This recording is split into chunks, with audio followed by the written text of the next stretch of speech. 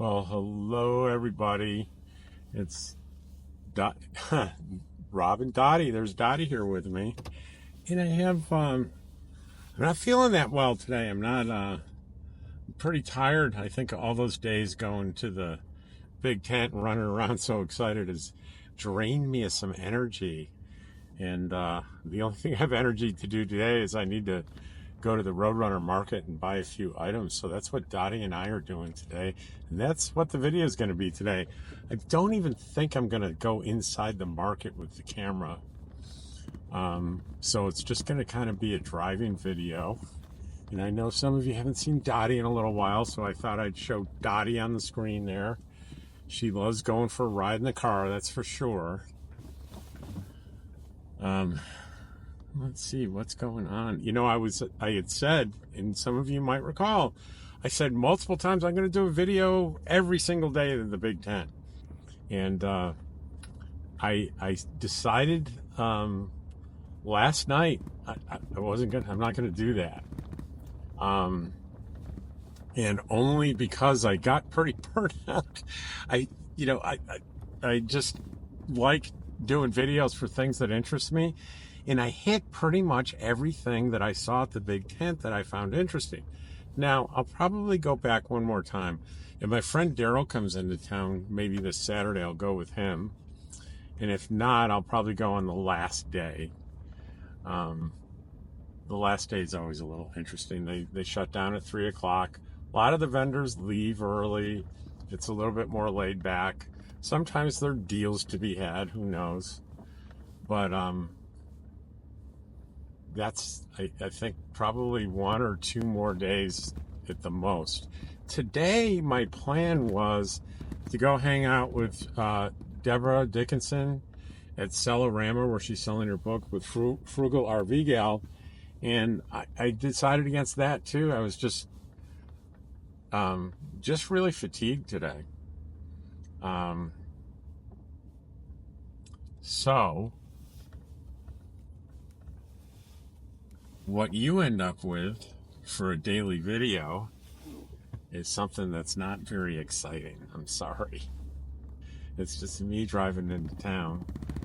And I think what I'll do now is I'll turn the camera around there so you can see, because most of you really like seeing the road.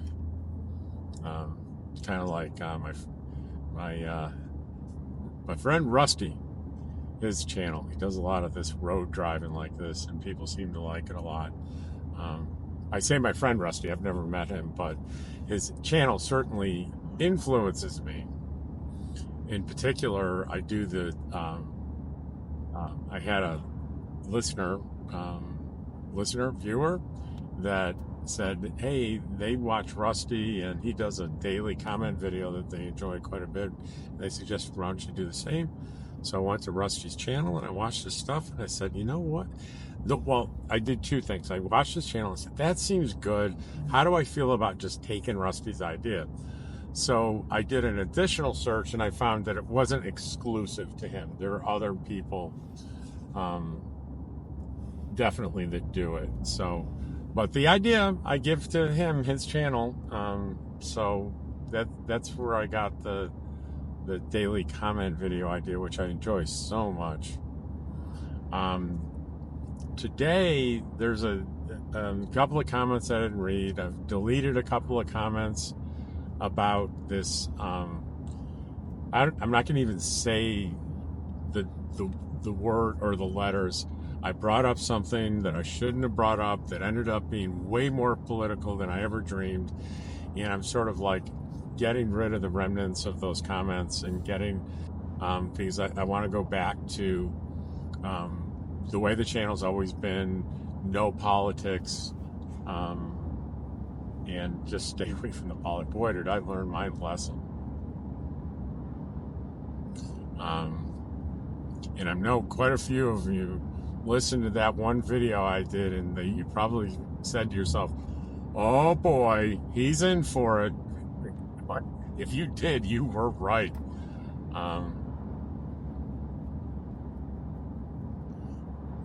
You know,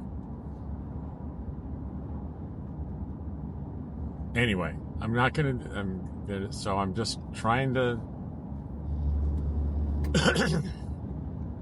not do anything with anything remotely political again. And mostly because it's so stressful dealing with the angry comments and the people that get angry, and maybe losing viewers that I otherwise wouldn't have lost, and they're viewers that were like disappointed because so often my videos have become a safe place from the turmoil of what's in the news, and in a way I think for a couple of people at least I betrayed that, and I don't feel good about that, so we won't do that again.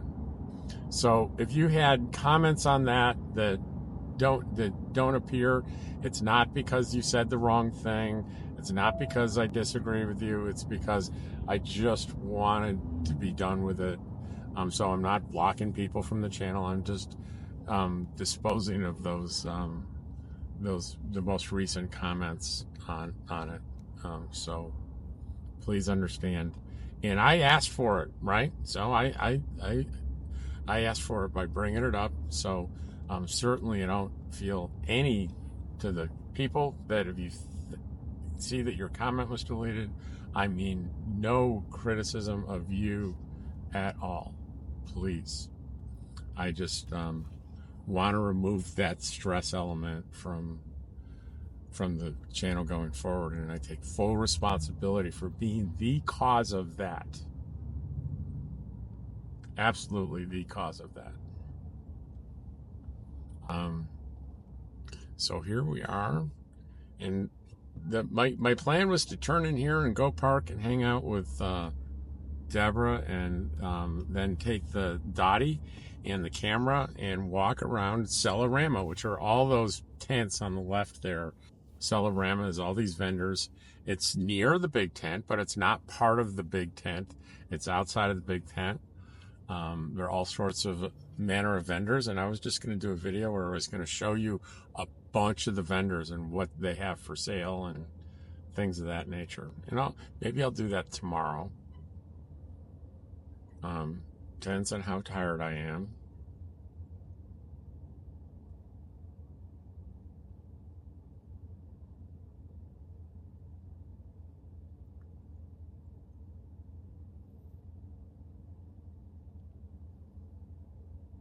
It's pretty busy here.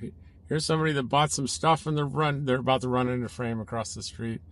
I can't see exactly. Oh, you know what they bought? I think a surge protector from Hughes, the company that I like. That's what the box looks like from a distance. Surge protection, if you're staying in RV parks and hooking up to electric, it's really a must-have.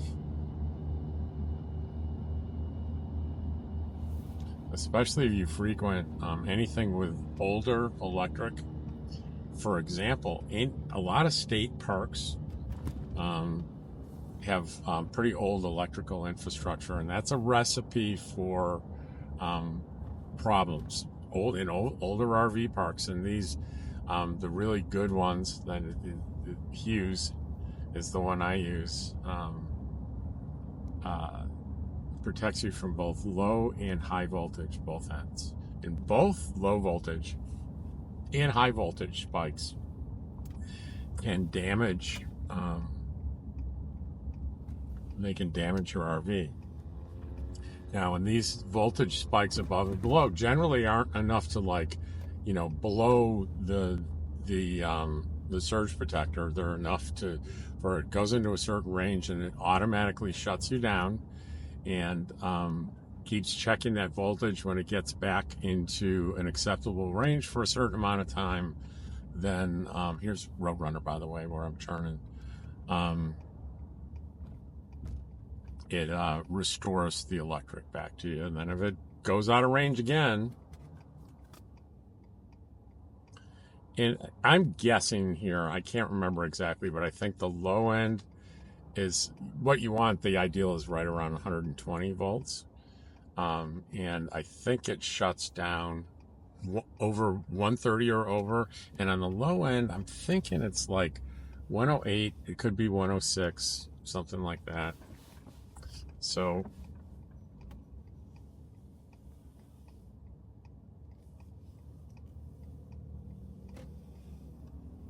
and we are here at Roadrunner, and I will be right back. You see, I don't know if you saw that little snowball dog in front of the car. I'll be right back. Well, here we are. I'm finished shopping. In case you're curious, one of the items, the number one item on my list was eggs, and it was $7.89 a dozen, and I think $12.69 for 18. But I saved a ton of money on the eggs because while the price tags were there were no eggs. There were 0 eggs. Not a single one. Not a single egg was there available. It's funny, they're both really, really high priced and people ran on them. I think maybe people are afraid the prices are going to go higher. And I think that the panic of that kind of feeds on itself, and people are like, well, maybe I should buy a couple to stock up. And I think that's a natural thing. So as a stopgap, I bought a couple of those Jimmy Dean scramble frozen things that got eggs in there that were hatched last year, I'm sure. And everything else I had, you mentioned they were out of bananas too. But this is not unusual. This is the peak week in Quartzsite. They're going to run short on stuff. I have a vague, I know a couple of times in the past year there's been a run up on prices on eggs and anything, and it's not regular inflation pressures. I think it's health issues with chickens, viruses or something. I don't know. I just don't know the details. But you know what? I think Ken does. Ken will tell us what's going on with egg prices.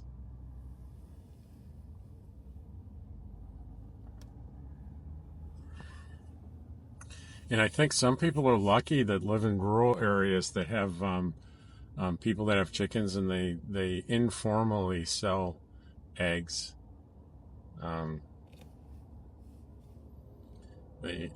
So they do pretty well there. It's a lot of traffic.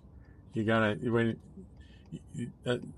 with a man that says you can tell how busy he is by how long it takes to make a left turn on Main Street. And I go, it's even busier if it's taking you a long time to make a right turn on Main Street, which is what I'm doing now, and it's taken a long time. So it's super busy. You've seen enough of me and Dottie, haven't you? You want to see the road. So let's give you the road. There we go.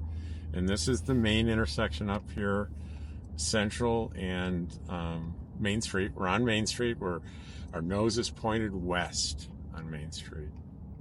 And Central is also, AKA, also known as Arizona 95. I go south, I get to where we camp in La Posa South. And if I keep going south, I'll end up in Yuma. And go far enough, I'll get right on the Mexican border. If I go north from here, if I made a right at this intersection and went north, we would hit Parker, Arizona. And if we kept going past there, we would hit Lake Havasu, where my buddy Daryl is renting a house. I always call him my brother Daryl. He's my brother Daryl and my other brother Daryl. Who knows what's that? Well, I've already asked that trivia question. Everybody knows that's from that Bob Newhart show where he had in Vermont, where he ran the bed and breakfast, where he had the neighbors that would introduce his brother. This is my brother Daryl. This is my other brother Daryl. I love that line. And that was one of the most clever final episodes of anything I have ever seen on a TV or a streaming service, where in the last episode, he wakes up in bed with Suzanne Pleshette from the original Bob Newhart show, and the whole thing with the whole new series with the different wife and a different character and circumstance in Vermont was all a dream. I thought that was brilliant. It was brilliant, brilliant, brilliant. I think I actually stood up in my living room and applauded when they did that. That was so clever. Wasn't it? Well, Dottie doesn't agree because Dottie wasn't even born back then. That was a long time ago, wasn't it? Many years ago. Now, I know the original program was the Bob Newhart show, and the second one that was in Vermont, I don't know what the name was. I have the sneaking suspicion it was some variation of the Bob Newhart show. But he was probably the most famous, talented straight man that ever was in the comedy world.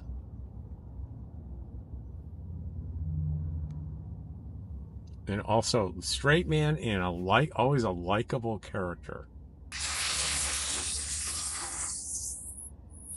The theme was he was almost always surrounded by oddball characters, and he would play off those characters. And he was so good at it. So in the Bob Newhart show, he was a psychologist, and most of the oddball characters were his patients. And they would you'd see him in individual sessions and group sessions, but also neighbors and friends were odd characters as well. And I think that Suzanne Pleshette played his wife, and she definitely was not an odd character. She was also a straight character as well, but she was talented too, for sure. They made a really good team. And to see them wake up in that bed in that apartment that he was in that with her there after all those years, that was wonderfully amazing. Did you guys notice how long I'm sitting at this light here? Here we go. And then it's backed up here because people are going. It's still early today. It's 1:30 in the afternoon, so people are going into the big tent. So only Wednesday. And I hope you guys saw my video that was supposed to be released today, but it was released by accident last night. But it's out there today, and it's my day 4 at the big tent, which would have been Tuesday. Today's Wednesday, and in that video was what I've been looking forward to all week. I love this guy, Matt's RV Reviews. If you look at that, search for that on YouTube. Matt does reviews of RVs, and he's been doing it for years, and he's got quite the following. He's got a couple of very, very interesting gimmicks. And I don't think gimmick is a high enough praise word for what he does. The number one thing that he does, every RV, whether it's a trailer or a camper van or a Class A, he does a tour through it and an evaluation, and every single one he does 3 things he likes and 3 things he doesn't like. And he always has his friend Will, and I'm not sure, but I think it's his wife too that participates. I'm not sure if it's his wife or not. I never was clear on that. But the other thing and he could pull this off because he's got such an endearing, funny personality, is that he focuses in on every rig. He evaluates the toilet. And it's a 2-part evaluation. And the number one that will cause automatic failure is a plastic base to the toilet is an automatic failure. He's looking for ceramic. So he knocks on that base. If he's got ceramic, that passes stage 1. Stage 2, he actually sits on the toilet and evaluates any obstacles and the comfort of the seating on the toilet. And it is declared binary, either a prime pooping position or not. And that sounds like that wouldn't be pleasing, but trust me, this guy pulls that off.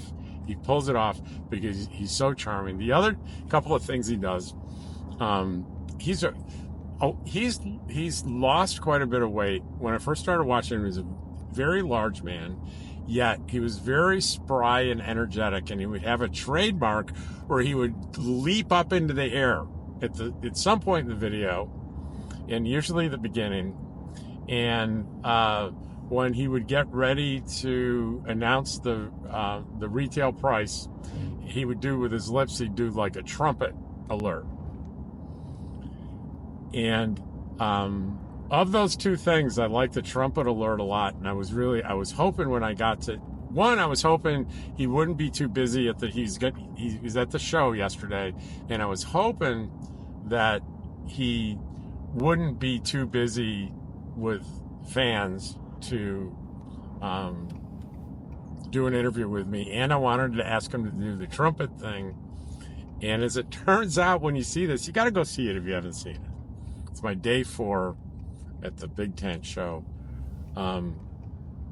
So I'm walking through as usual with my camera out filming, and I came around the corner, and just as I came around the corner to his business there, he noticed me, and he figured out, he didn't know who I was, but he figured this has got to be a YouTuber. I've got a camera in my hand, and he jumps back and he does one of the leaps right off the bat for me. And I was he could tell how thrilled I was. And then I asked him, can I get you on camera, Matt, for my YouTube channel? And he's like, immediately, before I get the words were still floating in a bubble outside my mouth. And he's like, yes, absolutely. And he did the trumpet thing like 3 times without me asking.